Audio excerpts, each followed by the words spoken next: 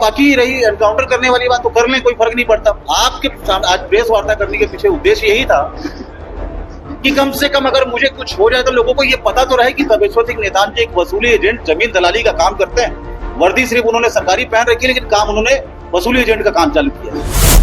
High court के आदेश को ठेंगा दिखाने का थाना प्रभारी पर लगा आरोप। धमकाते हुए कि आप इस मामले में राजीनामा कर लीजिए, अन्यथा आपको बहुत कुछ भुगतना पड़ेगा। आपको पता ही होगा कि मैं एनकाउंटर स्पेशलिस्ट हूं और आपको इतने सारे केस में फंसाएंगे कि आपको समझ भी नहीं आएगा।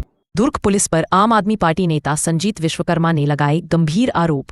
देखना भी स्वीकार नहीं किया। हम बार बार बोलते रहे कि आप कागजों को देखिए, उसके बाद आप अपना निर्णय लीजिए, लेकिन उन्होंने किसी भी बात को नहीं सुना, किसी की भी बात नहीं मानी।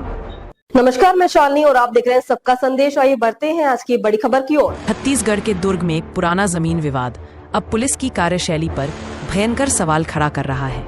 आम आदमी पार्टी के जिला संगठन मंत्री संजीत विश्वकर्मा ने सिटी कोतवाली थाना के तत्कालीन थाना प्रभारी तापेश्वर नेताम पर प्रेस वार्ता कर बेहद गंभीर आरोप लगाए हैं। आरोप इतने संगीन है कि खुद को एनकाउंटर स्पेशलिस्ट बताकर धमकाने और बिलासपुर हाईकोर्ट के स्पष्ट आदेश को मानने से इनकार कर दिया। क्या है पूरा मामला, देखिए हमारी ये खास रिपोर्ट। जी मैं बता रहा हूँ, आगे कंटिन्यू बता रहा हूँ। तो उन्होंने बताया कि इस पतोरा में स्थित जो जमीन जिसका सौदा मैंने किया है, अभी आप लोगों से बताया मैंने, पतोरा उसका किसान ही आवेदन दिया है। उस आवेदन के आधार पे आपके खिलाफ धारा 420, 67, 68 के तहत कार्रवाई की गई है। ठीक है, लेकिन इन सारे बीच में जो 13 साल प्रक्रिया चली, माननीय जिला न्यायालय के निर्णय को अस्वीकार करते हुए थाना प्रभारी जी ने, माननीय हाई कोर्ट के निर्णय को अस्वीकार करते हुए सीधे कहा ये सारा कुछ गलत है। मैं ये सब मैं नहीं मानता।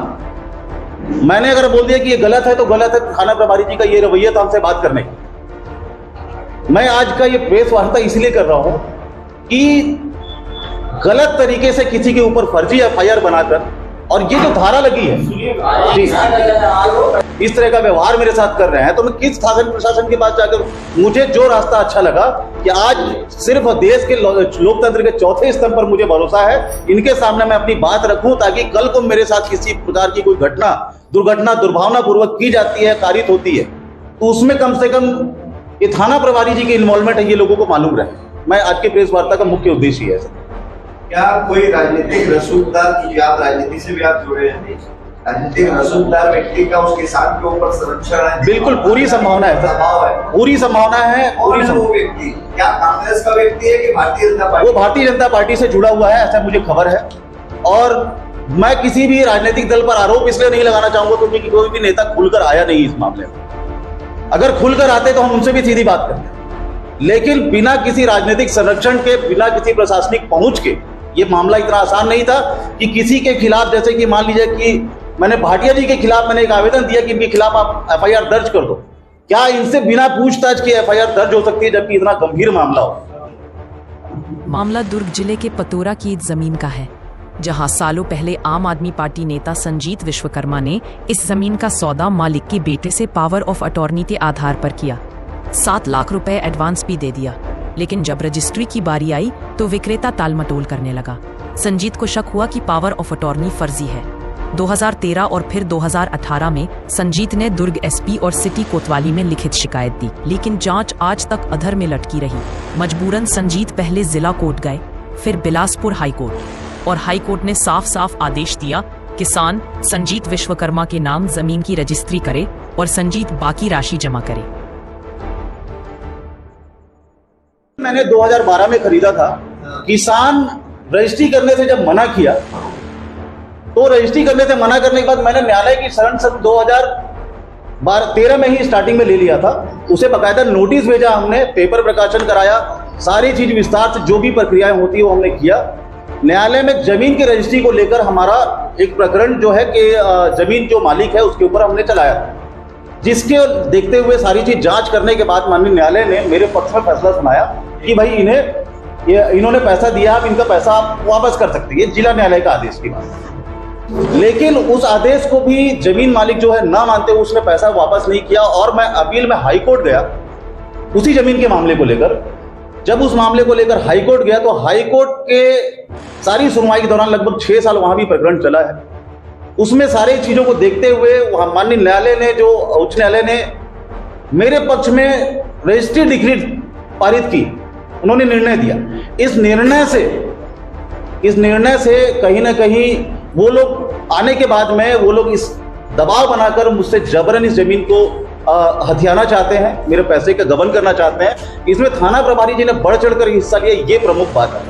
कितने में सौदा हुआ था, कितना एडवांस दिया? 10,30,000 में मैंने सौदा किया था, 7 लाख रुपए मैंने एडवांस दिया जी। आप कहना चाहते हैं कि एक मामला जिसमें जिला न्यायालय ने कार्रवाई की, उसके बाद हाई कोर्ट ने सुनवाई की, उसके बाद फिर से उसमें पुलिस ने FIR दर्ज जी, ऐसा मैं नहीं कहना चाहता। यहाँ पे थाना प्रभारी जी कह रहे हैं कि मैं हाई कोर्ट या फिर जिला न्यायालय के निर्णय को नहीं मानता। जो मैं कह रहा हूँ वो सही है, ऐसा उन्होंने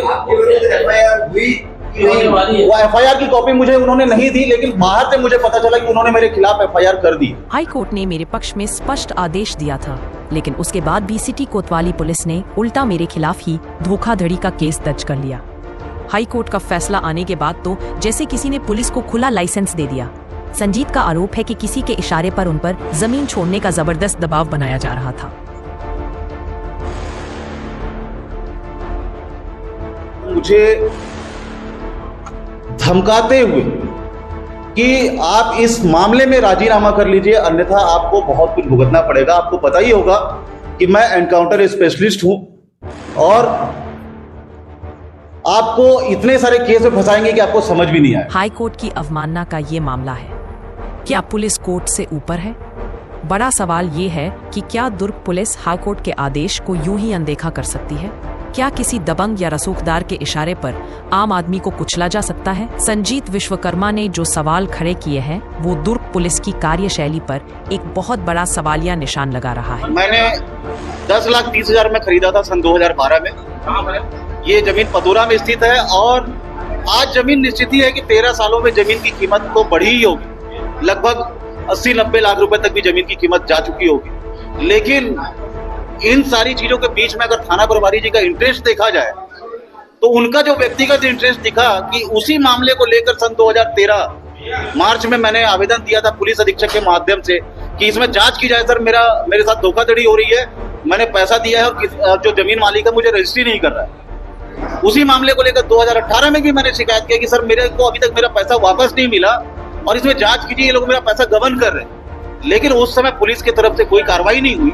अचानक से तपेश्वर सिंह नेताम जी जैसे होनहार थाना प्रभारी आते हैं और उन्होंने बिना जांच के, बिना किसी सुनवाई के ही मेरे खिलाफ गंभीर अपराधों में फंसाने का धमकी देते हुए जमीन के जो मेरे पक्ष में जो निर्णय आया हुआ है उसमें राजीनामा करने की बात को कहते हुए मुझे उस थाने में 8 घंटे बैठाया। 8 घंटे बाद मुझे नोटिस देकर कि 6 तारीख को आप हाजिर होइए, ये बोलकर छोड़ा। इससे तो ये समझ में आता है कि इसमें व्यक्तिगत रूप से थाना प्रभारी जी का इंटरेस्ट है और उनके ऊपर जो उनके आला अधिकारी हैं, आला कमान है, उनसे भी मैंने अनुरोध किया है, एक आवेदन मैंने बनाया, बाई डाक मैंने भेजा है। किसी भी अधिकारी के पास जाने की अब मेरी हिम्मत इसलिए नहीं है क्योंकि थाना प्रभारी जी ने पुलिस अधीक्षक का भी नाम लिया था कि पुलिस अधीक्षक जी का आदेश है, SP साहब का आदेश है कि तुम्हें नहीं छोड़ा जाए, इस मामले में तुमको क्लियर करना है, इसे राजीनामा करके जाना। तो इस वजह से मैं किसी अधिकारी के पास जाने के लिए मैं बिल्कुल भयभीत हूं कि मैं नहीं जा सकता। क्या पता वहां गया तो वहां भी मुझे बैठा लिया जाए। और बाकी रही एनकाउंटर करने वाली बात तो कर लें, कोई फर्क नहीं पड़ता। आपके आज प्रेस वार्ता करने के पीछे उद्देश्य यही था कि कम से कम अगर मुझे कुछ हो जाए तो लोगों को ये पता तो रहे कि तपेश्वर सिंह नेताम जी एक वसूली एजेंट, जमीन दलाली का काम करते हैं। वर्दी सिर्फ उन्होंने सरकारी पहन रखी, लेकिन काम उन्होंने वसूली एजेंट का काम चालू किया। आपके ऊपर एक पुलिस कार्रवाई का दबाव है, बताया जा रहा है कि किसी राजनीतिक पार्टी से प्रेरित होकर किस तरह के कार्य किए जा रहे हैं, से आप काफी परेशान हैं, डरे हुए हैं। जी देखिए, डर का कारण है ही, डर का कारण नहीं होता तो आज मुझे ये प्रेस वार्ता नहीं लेनी पड़ती। डर का सबसे बड़ा कारण ये है कि मेरी जो सामाजिक प्रतिष्ठा है, मेरे मान सम्मान को नुकसान पहुंचाने का, मेरी मान को हानि करने का जो प्रयास थाना प्रभारी तपेश्वर सिंह नेताम जी द्वारा किया गया था, जिसमें वो विफल रहे, ये बिल्कुल ही किसी न किसी राजनीतिक पार्टी से प्रेरित होकर या तो किसी न किसी के दबाव में या किसी बड़े रसूखदार के उसमें आकर, शरण में आकर इन्होंने करने का कोशिश किया है। इसके लिए इन्होंने मोटी लेन देन भी की होगी, इसमें कोई बात का, इसमें दो मत नहीं है।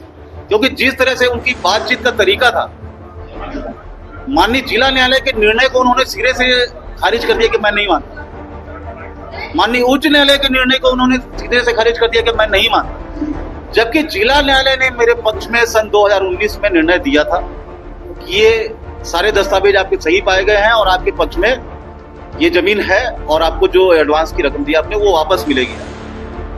लेकिन जो जमीन मालिक था उसने क्या किया, वो रकम उस समय वापस नहीं किया और उसके बाद मुझे अपील में माननीय उच्च न्यायालय की शरण लेनी पड़ी। अब माननीय उच्च न्यायालय ने भी 8/10/2025 को मेरे पक्ष में डिक्री पारित की कि यह जमीन के निश्चित ही हकदार है। 2012 से मैं लगातार 2025 तक इस संबंध में केस लड़ा हूं। उन्होंने मेरे पक्ष में फैसला सुनाया। इस फैसले के बाद से थाना प्रभारी जी का जो इंटरेस्ट था किसी गंभीर अपराध में फंसाकर, बदनाम करके, डरा धमका के, और उनका जो ये परिचय देने का तरीका था कि मैं क्राइम ब्रांच में रहा हूं, इनकाउंटर स्पेशलिस्ट हूं, कई धाराओं में तुमको फंसाकर मैं तुम्हारे साथ क्या करूंगा तुमको पता भी नहीं चलेगा। भयभीत मैं इसी बात से हूं कि मेरे ऊपर, मुझे जेल से या फिर थाना पुलिस से कोई डर नहीं लगता। भयभीत इस बात से हूं कि मेरे ऊपर किसी गंभीर अपराध को लगाकर मुझे जो बदनाम करने की साजिश की गई, मुझे डर इस बात का।